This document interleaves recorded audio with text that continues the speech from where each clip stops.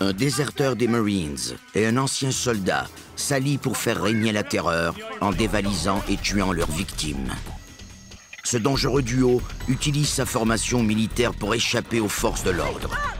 Ceux qui osent se frotter à eux risquent de subir les foudres de cette terrifiante alliance meurtrière.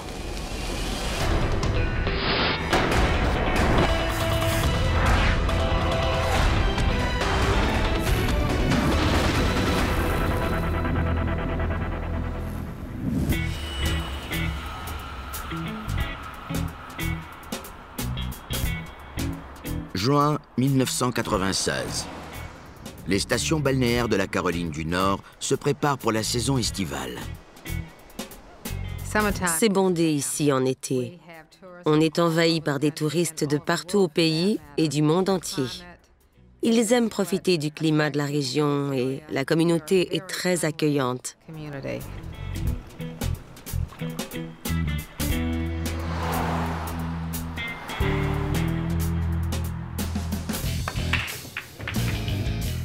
L'ancien soldat Tom Nelson vient d'arriver dans la région de Jacksonville et il se bâtit rapidement une mauvaise réputation.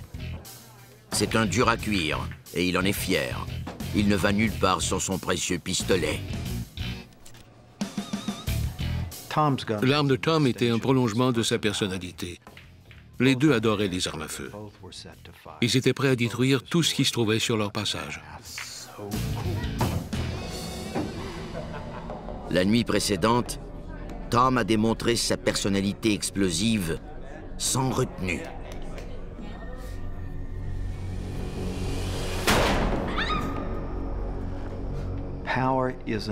Tom se servait de son pouvoir pour se faire craindre des autres. Tom Nelson était fou. C'était un monstre. Son comportement était autodestructeur. Il a déjà été arrêté pour vol à main armée et expulsé de l'armée en raison de ses problèmes psychologiques. Il aime intimider les gens avec ses récits tous plus violents les uns que les autres. Hey Jamie, I ever tell you the time I hit the cop in the face with a claw hammer? You hit a cop? Yeah. I walked up to him and I was like, BAM! His head just exploded. Yeah. So cool! Tom a rencontré le soldat des Marines Jamie Cheek dans un bar de motards. Jamie joue les durs aussi. Il le montre en mâchant une balle de revolver.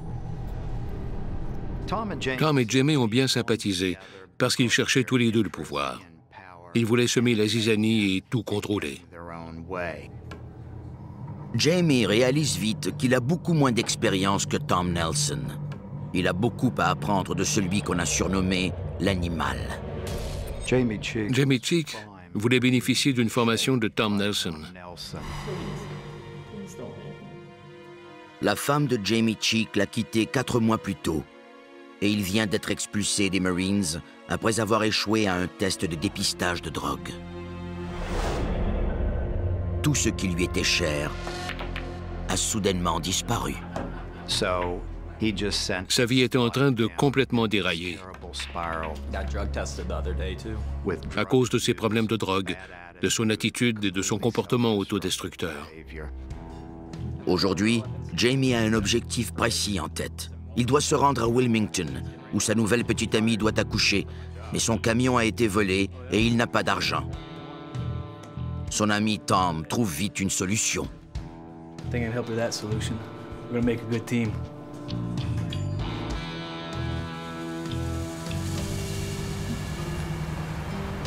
La chauffeuse de taxi Barbara Oxendine ignore la terreur qui l'attend. Dans l'espoir de se libérer de ses tracas, elle a quitté sa carrière en restauration pour mener une vie plus paisible sur la route. All right, where to, guys? Can you take us to that bar on Smith Street? Yeah, sure.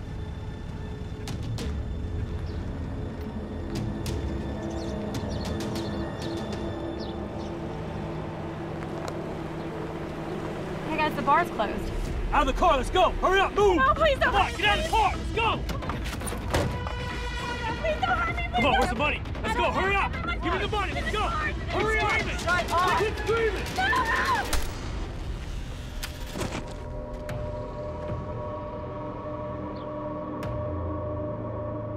Come on, find your hands, let's go! Hurry up! Come on! Let's get her to the trunk. Come on, help me out.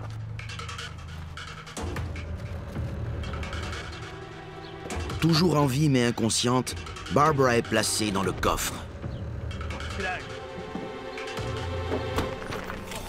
Puis, ils prennent la route.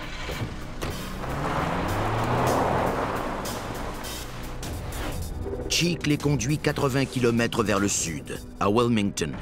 I'll be right back.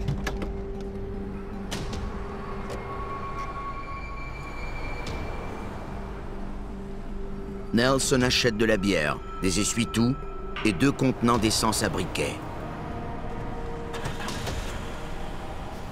Il annonce à Cheek qu'il a un plan. What I got in the bag should take care of the lady in the trunk. Ils se rendent à une impasse isolée.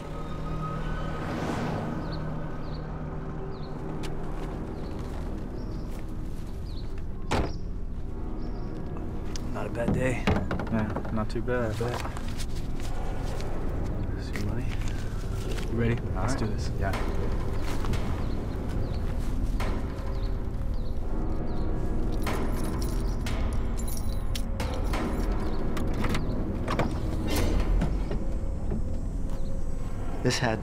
Ce n'était qu'une question de pouvoir. Ils avaient le pouvoir suprême de mettre fin à la vie de quelqu'un, même si ce n'était pas nécessaire. C'est ce désir de puissance qui les unissait. Chacun trouvait sa motivation chez l'autre.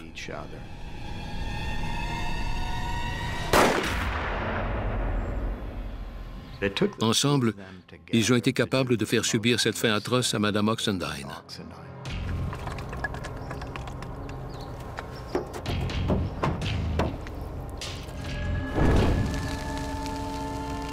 Nelson et Cheek veulent effacer les traces de l'acte avec le feu. Barbara Oxendine n'est qu'un dommage collatéral.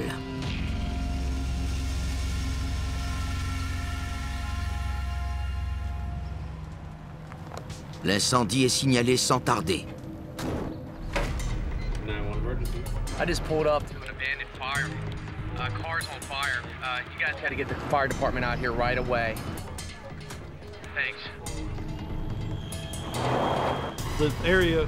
L'endroit où se trouvait le véhicule était à l'écart des routes principales. C'était sur un chemin de terre. Mais pour nous, ce n'était qu'un autre incendie d'auto comme les quelques autres que nous avions eus pendant la semaine. J'ai d'abord cru que c'était une voiture volée qui avait été incendiée pour masquer le crime. L'habitacle complet était en feu. Les pneus brûlaient aussi.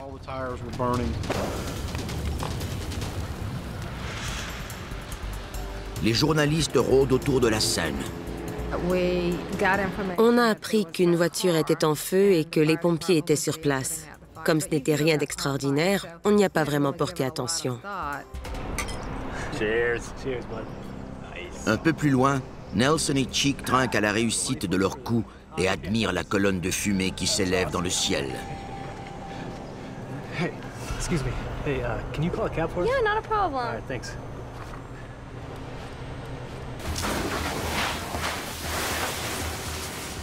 Les pompiers mettent 10 minutes pour éteindre l'incendie. La procédure exige qu'ils ouvrent le coffre.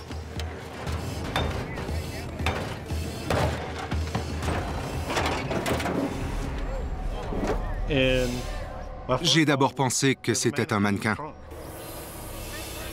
C'était très difficile de déterminer s'il s'agissait d'un homme ou d'une femme. Seuls les sandales calcinées de Barbara et quelques lambeaux de ses vêtements peuvent être identifiés.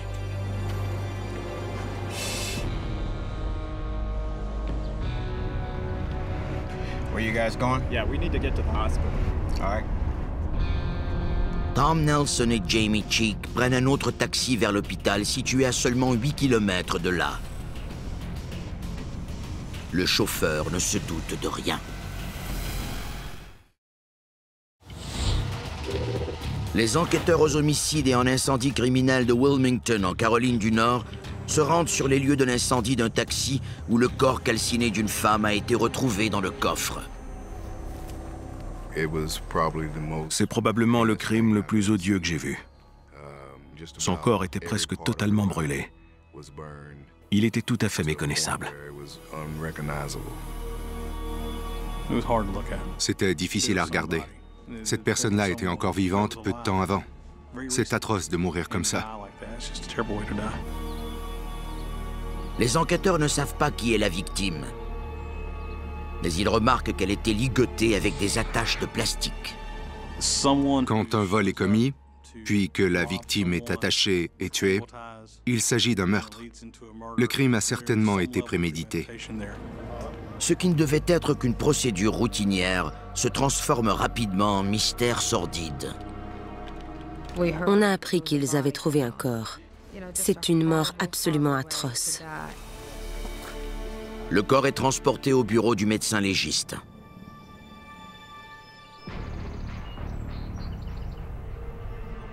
Le taxi a été brûlé dans un endroit isolé.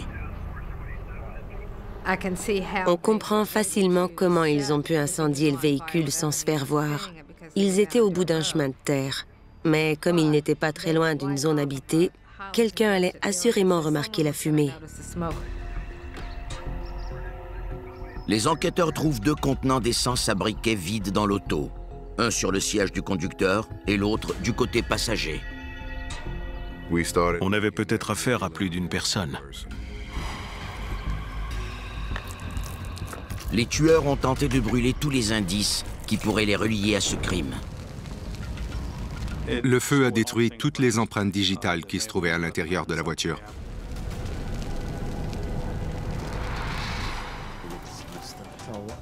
Mais ils n'ont pas pensé à tout. Et les enquêteurs expérimentés trouvent des indices importants. Les sandales de la victime leur révèlent qu'elle n'a pas été traînée jusqu'au coffre. On n'a jamais cru qu'elle était entrée dans le coffre de plein gré. Elle avait encore ses sandales, donc on a déduit que 2 personnes l'y avaient jetée.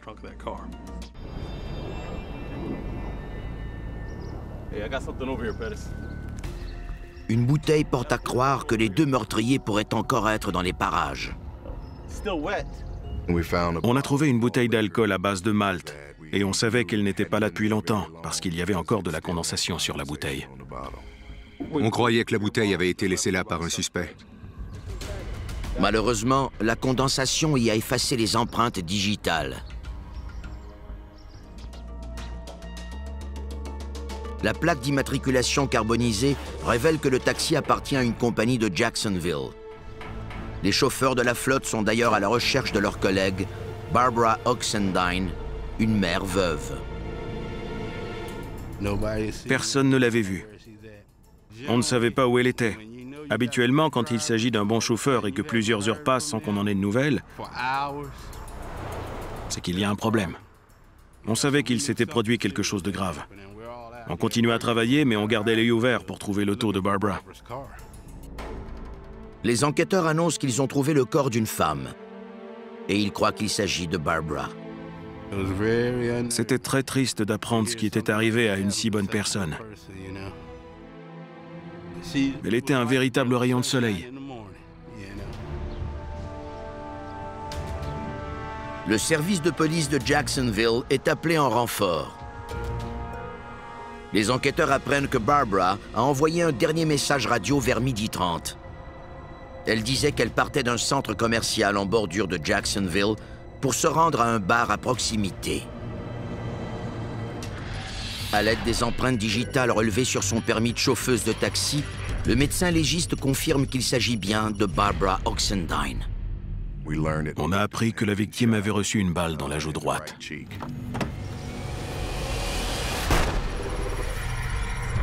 Une balle de calibre 357 a été retirée de son crâne. Mais ce n'est pas ce qui l'a tuée. Elle a survécu assez longtemps pour respirer de la fumée. Elle était donc vivante quand le tout a brûlé.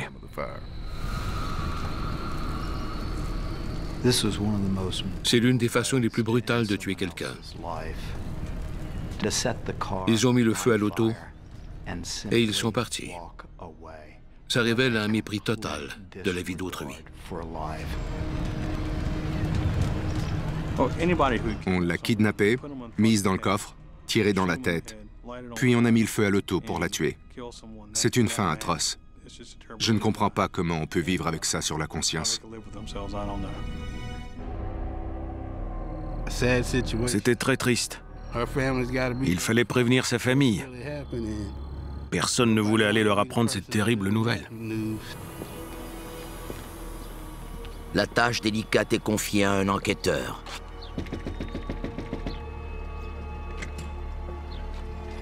Yeah? Sir, I'm afraid I have some bad news. We found Barbara's body. En raison de son état de santé, son conjoint est rapidement écarté de la liste des suspects. Les enquêteurs apprennent que Barbara a un fils qui en connaît déjà beaucoup trop sur la souffrance causée par la violence gratuite. Son père avait été tué pendant le vol d'une épicerie. Il a donc perdu ses 2 parents. Et c'était des meurtres dans chaque cas. De retour à Wilmington, les meurtriers Tom Nelson et Jamie Cheek sont tout sourire. Ils rendent visite à la nouvelle petite amie de Cheek qui vient de donner naissance à un garçon. Il n'en est pas le père, mais ça lui est égal. I'm really glad you came, though. How'd you get here? We hitchhiked? Il y a là une sorte d'ironie macabre. Ils assassinent de sang-froid une femme sans défense pour ensuite aller assister au miracle de la naissance. Et tout porte à croire qu'ils méprisent autant cette nouvelle vie que celle qu'ils ont enlevée un peu plus tôt. Jamie a rencontré cette femme enceinte alors qu'il avait atteint le fond du baril. La carrière prometteuse de ce jeune soldat venait de s'envoler en fumée à cause de la drogue. Les Marines avaient permis à Jamie de retrouver une certaine normalité après une enfance difficile. Il avait commencé à consommer de la drogue très tôt dans sa vie.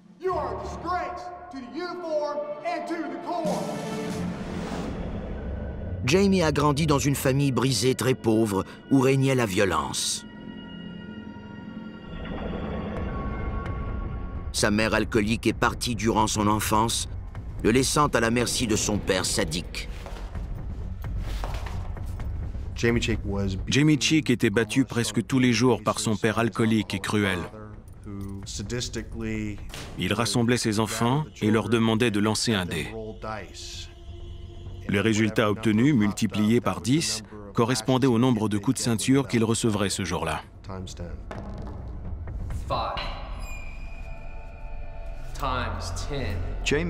Le père de Jamie était un modèle de duplicité, de fourberie, de violence et de négligence. C'était un des premiers modèles de Jamie. Et voilà ce qu'il lui a enseigné. Il lui a montré comment vaincre ses scrupules pour servir ses propres intérêts. Il a enfin trouvé quelqu'un qui lui ressemble. Son nouveau mentor, Tom Nelson. Les deux sont toxicomanes et veulent mener une vie de criminels ensemble. C'était une mission pour eux. Ils parlaient la même langue et ils se comprenaient. C'est le centre commercial où la chauffeuse de taxi a pris ses derniers clients.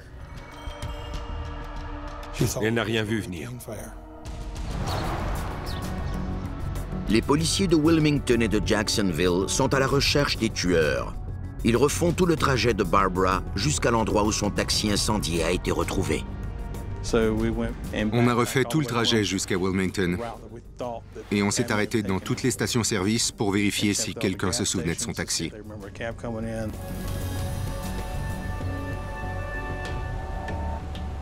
Mais l'enquête ne donne aucun résultat. Plus le temps passait, plus on avait l'impression qu'on ne pourrait jamais résoudre cette affaire. On n'avait absolument rien, à l'exception de ce qu'on avait trouvé sur la scène du crime. Ils arrivent tout de même à trouver une piste. La caméra de surveillance d'un guichet automatique a capté des images des deux suspects.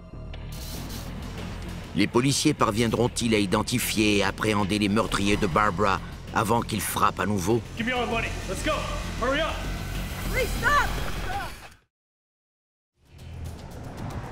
Les enquêteurs de 2 villes de la Caroline du Nord qui pourchassent les assassins de la chauffeuse de taxi Barbara Oxendine ont mis la main sur des images des 2 suspects. En analysant les vidéos, on a pu les voir monter à bord d'un taxi. Cependant, les images sont de mauvaise qualité et pratiquement inutiles. 3 jours après le crime, l'enquête piétine. Habituellement, on dispose de 48 heures pour élucider un crime. Après, les pistes s'effacent et il faut s'en remettre à la chance. Cachés à l'hôpital de Wilmington depuis le meurtre, Tom Nelson et Jamie Cheek savent qu'ils doivent déjouer les enquêteurs qui les recherchent. Alors ils retournent à Jacksonville avec le frère de la petite amie de Cheek. We gotta get out of here. I'm going stir crazy. Come on, man. Let's get some more money. Yeah, let's go. All right. Sweetheart, hey. We gotta go do something, okay? Okay. All right, you sure?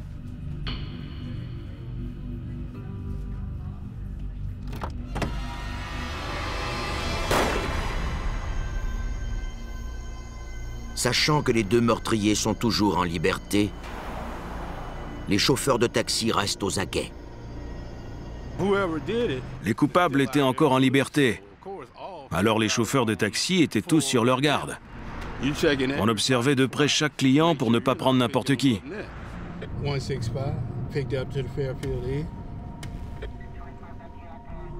Le vieux cinéma Six était là. J'y suis allé pour chercher des clients. Les 2 gars n'avaient rien de suspect. On aurait dit des Marines qui reviennent du cinéma.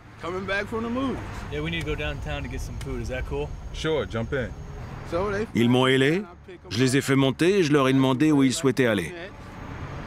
Ils m'ont dit qu'ils voulaient prendre un repas pour emporter dans un restaurant avant d'aller au vieux Cardinal Theatre. Tim Newton ignore à quel point il est en danger. Are we almost there? How close are we? You're getting real close. Should be here in 5 minutes. Okay.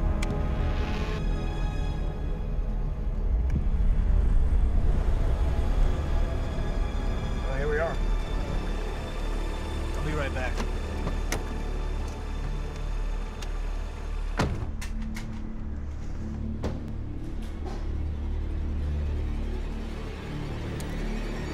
Give me all the money. Let's go. Hurry up.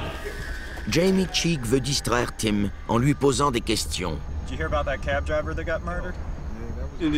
Il m'a demandé si j'avais entendu parler de la chauffeuse tuée à Wilmington et si les policiers avaient des suspects. Je n'ai pas répondu parce que je ne discute pas de ça avec les passagers.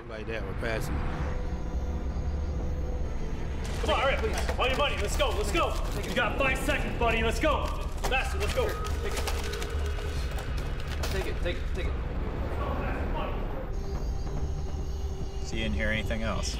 Don't call anybody, all right? I know the police haven't found out what's going on yet. They're still looking for the guy. Yeah, the car. Come on, let's go. Let's go. Je ne pouvais rien faire. Et c'est à ce moment-là que j'ai compris qui étaient mes clients. Je savais alors que ceux que j'avais pris dans mon taxi étaient les meurtriers de Barbara. Come on, let's go. Let's go, get out. Let's go, move, move. Back off, go. Come on, Jake, let's get out of here. Une voiture de patrouille se trouvait par hasard tout près. Il y avait un agent de l'autre côté de la rue et il s'est immédiatement lancé à leur poursuite.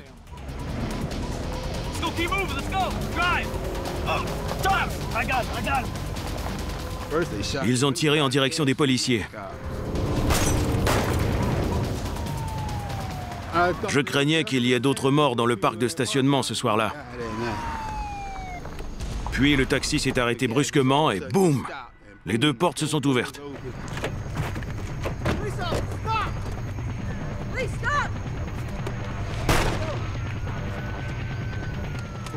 Il y avait trop de monde dans le secteur, alors ils n'ont pas pu répliquer.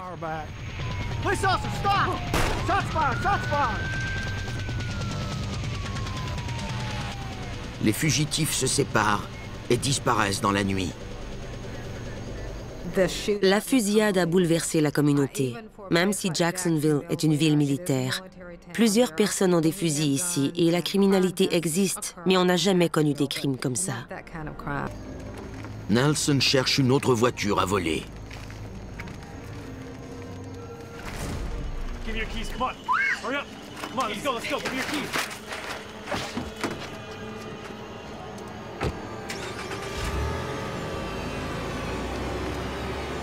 Puisqu'on ne savait pas exactement où il se trouvait, on avait des agents qui patrouillaient dans toute la ville.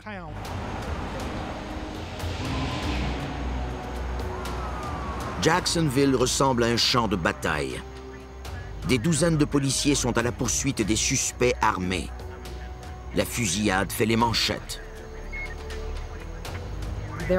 Il y avait 2 fous furieux en cavale dans la ville qui étaient capables de tout.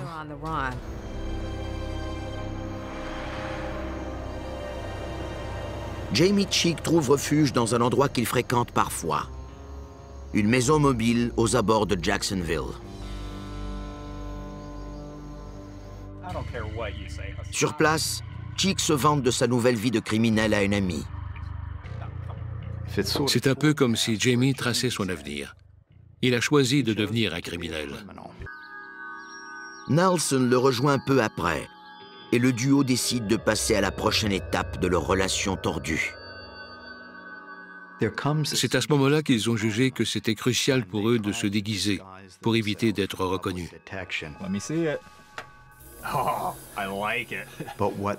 Mais au fond, ils essayaient surtout d'être identiques en teignant leurs cheveux de la même couleur. Ça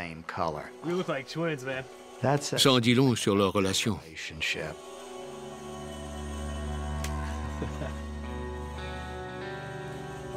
On a toujours suspecté que la relation de Cheek et Nelson allait au-delà d'une simple amitié.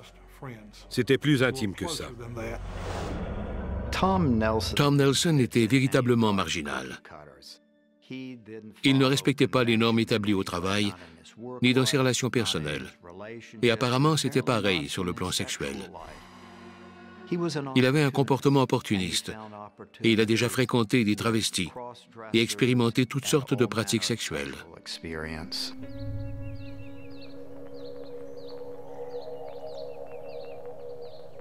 Alors que Nelson et Cheek se font discrets, les policiers continuent de ratisser la ville. On a trouvé une voiture qui avait été abandonnée à la suite d'un braquage sur l'autoroute 24 Est qui menait à l'extérieur de la ville. Elle a été abandonnée près du centre commercial où Barbara Oxendine a été kidnappée à Jacksonville. Les enquêteurs réalisent qu'ils pourchassent probablement les mêmes individus. Puis, on leur donne un nouvel indice.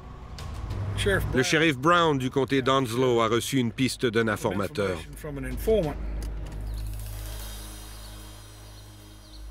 Never. Look. You know I'm right. No, come on now. Hang on. Hey, come on in, man. Okay. L'homme affirme qu'il est allé payer un employé dans une maison mobile. Un individu s'est levé, s'est approché de lui et lui a serré la main. Jamie Cheek. Patrick.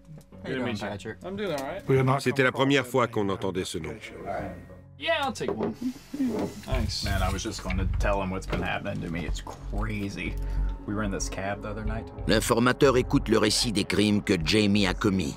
I held my gun up to the cabbie, pulled out the cabbie, took off. Cops came after us. We were firing at them. Pow, pow, pow. L'informateur a l'impression que Jamie a reçu une formation militaire. Crazy. You guys ever done anything like that? Les enquêteurs vont se renseigner à la base militaire locale, le camp Lejeune, et ils découvrent l'histoire d'un soldat des Marines déshonoré.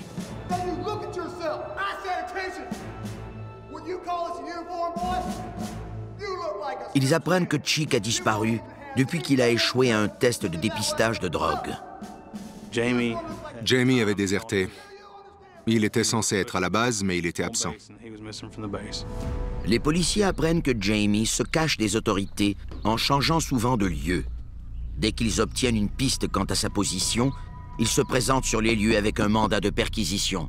Jamie Cheek, this is the police. Open up. Si Nelson et Cheek sont à l'intérieur, ils vendront chèrement leur peau.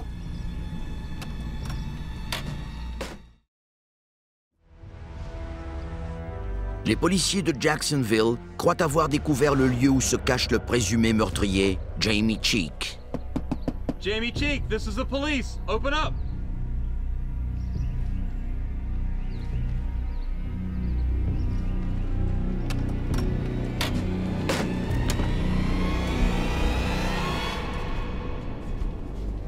Clear. Il n'y a personne. Mais qui d'autre conserverait des articles de journaux sur le meurtre de Barbara Oxendine? Jamie Cheek a dit à notre informateur qu'il avait un ami qui était également son complice et qu'ils devaient se rencontrer plus tard ce soir-là. La rencontre doit avoir lieu dans un bar bien connu des policiers. Un repère de motards particulièrement houleux. I'd like to ask you a couple of questions. Do you know this man? Jamie Cheek? C'est un lieu de rassemblement exclusif. Et si vous n'avez pas affaire là, ils vous le font savoir très rapidement. Ça se termine souvent par une fusillade, une bataille au couteau ou un vol. Jamie? Yeah, I know the guy. Do you know how I could find him? Or any of his friends? I know he hangs out with this guy named Tom Nelson. Crazy guy. On leur rapporte qu'il prétendait à tort avoir enfoncé un marteau dans la tête d'un homme et que l'outil y serait resté. Le simple fait qu'il entretienne ce type de pensée était inquiétant. Ça illustre à quel point il était dérangé. En vérifiant ses antécédents criminels, les policiers découvrent que Nelson a déjà été emprisonné pour vol au New Jersey et qu'il est en probation depuis 1 mois pour avoir vendu de la drogue. C'est un ancien soldat qui a été déployé en Allemagne après sa formation. Durant ce temps, il a tenté de se suicider et s'est fait expulser de l'armée en raison de ses problèmes psychologiques. De plus, Nelson a souvent clamé qu'il n'hésiterait pas à tirer si jamais il devait être coincé par des policiers.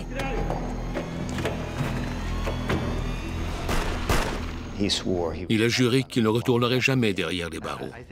Je crois qu'il savait que sa fin approchait, et il attachait aussi peu d'importance à sa propre vie qu'à celle des autres. Les policiers savent que le suspect et son nouvel ami Jamie Cheek sont particulièrement dangereux. Ils ont été formés pour tuer.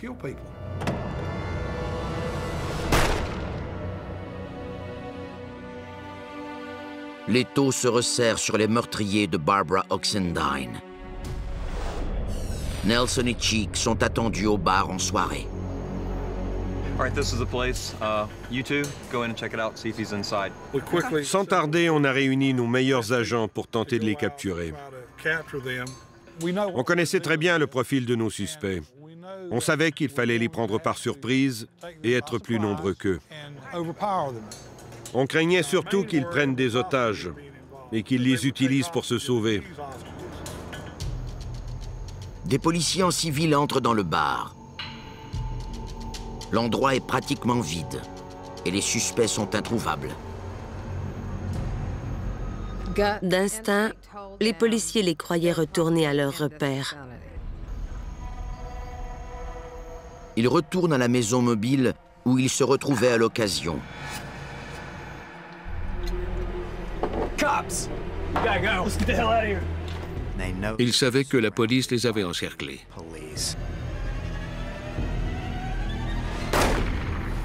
Nelson fait feu vers un policier. Il rate sa cible, mais le danger est loin d'être écarté.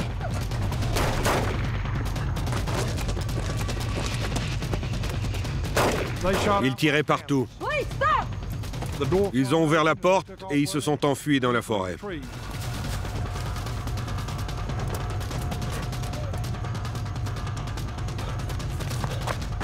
Il a fini par réaliser que la partie était finie, qu'il ne pouvait plus fuir. Nelson décide de tenir sa promesse. Soudainement, tout est devenu silencieux. En s'approchant de lui, on a vite conclu qu'il avait reçu une balle à la tête. Tom Nelson meurt à l'âge de 28 ans. Visiblement, il disait la vérité quand il a affirmé qu'on ne l'attraperait jamais vivant. Et il s'en est assuré en se tirant une balle dans la bouche. Les enquêteurs découvrent une note qu'il avait écrite pendant qu'ils étaient à l'hôpital. Il savait que ses jours étaient comptés. C'était la première fois que je voyais ça. Quelqu'un qui visitait un patient à l'hôpital et qui prenait le temps de mettre ses pensées sur papier. C'était étrange. Les notes qu'il avait écrites parlaient des forces de l'ordre et elles mentionnaient qu'il ne serait jamais pris vivant par les policiers. Jamie Cheek est toujours en cavale. On le croit armé et dangereux. Les policiers savent que l'ex-militaire a été entraîné pour survivre et se cacher dans les environnements hostiles.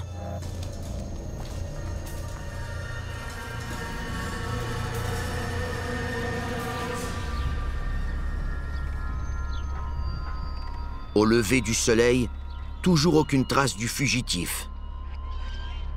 Une vaste chasse à l'homme est en cours. L'est de Jacksonville est bouclé. On a fait du porte-à-porte pour s'assurer que tout le monde était conscient du danger qui les guettait. Ça a effrayé beaucoup de personnes.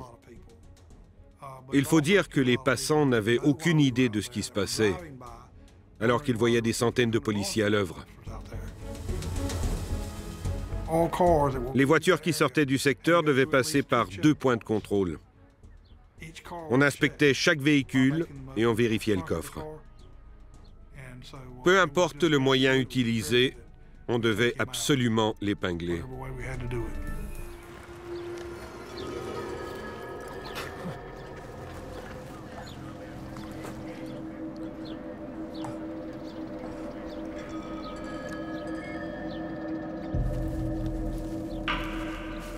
Après plusieurs heures de recherche, il est enfin repéré.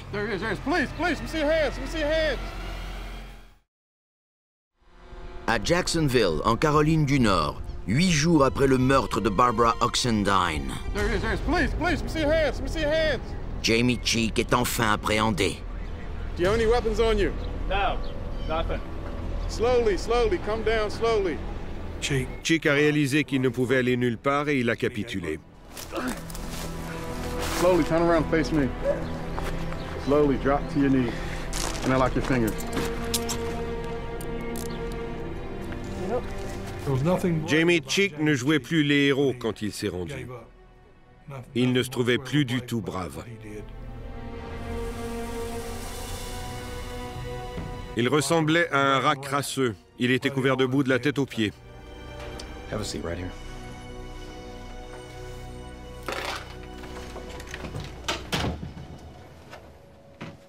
Au poste de police, un enquêteur rusé parvient à le convaincre de parler. So, Jamie, you're quite the mess. What have you been up to these last couple of days?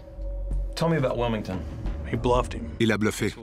Il lui a demandé de lui parler de Wilmington. Voyant Jamie hésiter, l'enquêteur lui a dit qu'il avait été filmé depuis un guichet automatique du centre commercial Piney Green. Cheek ignore que les images sont trop floues pour l'identifier. Jamie a alors admis qu'ils étaient allés à Wilmington en taxi. Puis il est entré dans les détails du meurtre. I'll tell you everything. All right, where to, guys? Quand ils sont entrés dans le taxi, Tom a demandé d'aller au bar Friends, un bar gay. C'était fermé à leur arrivée. Hey guys, the bar's closed. Out of the car, let's go. Hurry up, move. Tom lui a dit de ne pas crier ni faire de bruit, puis qu'ils allaient prendre son taxi. Jamie, I don't know if you know this, but Tom is dead. Jamie Cheek tente alors de se disculper en expliquant qu'il a agi ainsi car il craignait Tom Nelson. When Tom's angry, you don't want to mess with him. Let's go, hurry up.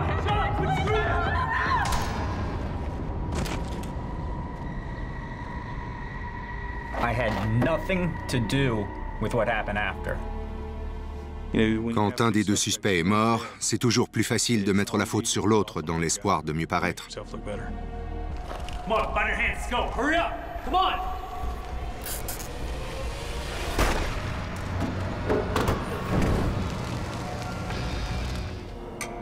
Cheers. Cheers, man. Nice. Ils se sont donc assis pour regarder le taxi brûler avec une femme encore vivante à l'intérieur. He forced me to help him. Cheek n'en dit pas plus et demande à voir un avocat. Il est détenu dans la prison du comté. Une analyse balistique de l'arme de Nelson s'avère concluante. La balle, prélevée du corps de Barbara Oxendine, provenait sans aucun doute de l'arme que Tom Nelson tenait dans sa main.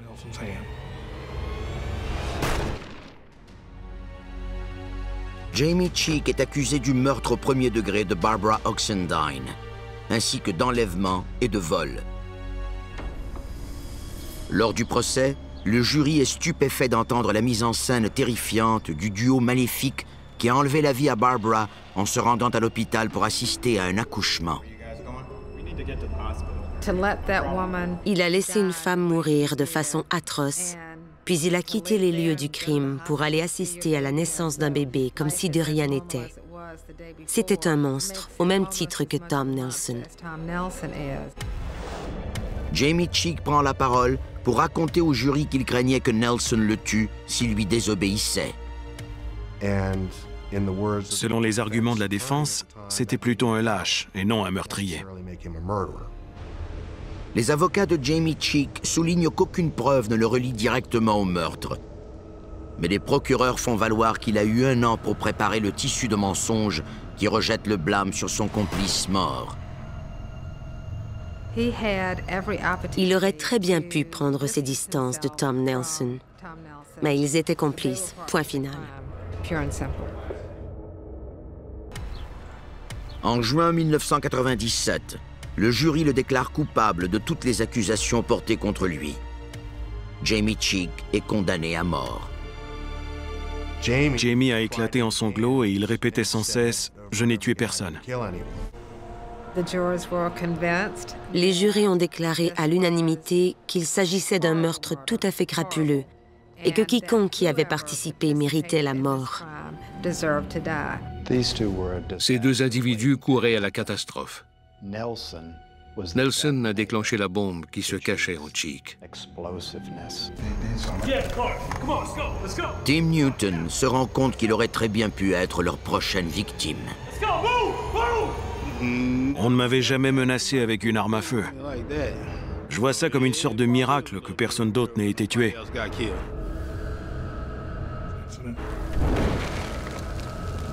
C'étaient 2 êtres diaboliques qui ont regardé mourir une femme sans lui venir en aide.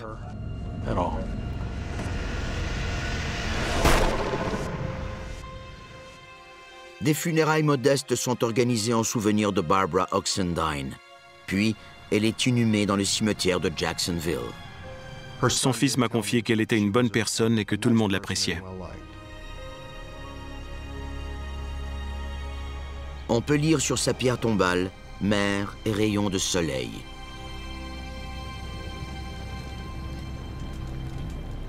Le mobile de cette explosion de violence demeure un mystère.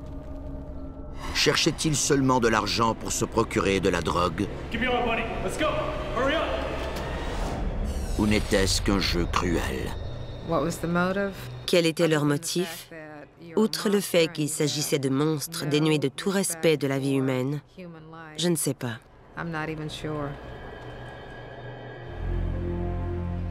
Cheek porte sa cause en appel et en 2010, les juges de la Cour suprême réduisent sa sentence à une peine de prison à perpétuité. En discutant avec Jamie et des gens qui les connaissaient tous les 2, on a compris que Jamie et Tom entretenaient une relation sexuelle. Les attaches de plastique utilisées par Nelson pour ligoter sa victime provenaient de ce que sa petite amie appelait son sac à surprise. Selon Jamie, il les avait achetées dans une boutique érotique. Je lui ai demandé d'où il tenait cette information et il a simplement répliqué qu'il le connaissait bien. Je lui ai alors demandé comment il était et il a répondu que Tom aimait les jeux pervers et qu'il avait des pulsions homosexuelles. C'était le fruit de l'association de 2 personnes qui n'auraient jamais dû se rencontrer. Tom Nelson et Jamie Cheek arborent plusieurs traits de caractère typiques aux sociopathes. Les sociopathes possèdent 2 traits de base bien ancrés dans leur personnalité. Premièrement, ils ont des intentions malveillantes, ainsi qu'un profond mépris à l'égard des autres. Deuxièmement, ils passent à l'action en adoptant des comportements qui enfreignent la loi. Ils ont trouvé en l'autre le catalyseur parfait pour exprimer leur brutalité. Et c'est ainsi qu'ils ont cimenté leur alliance meurtrière.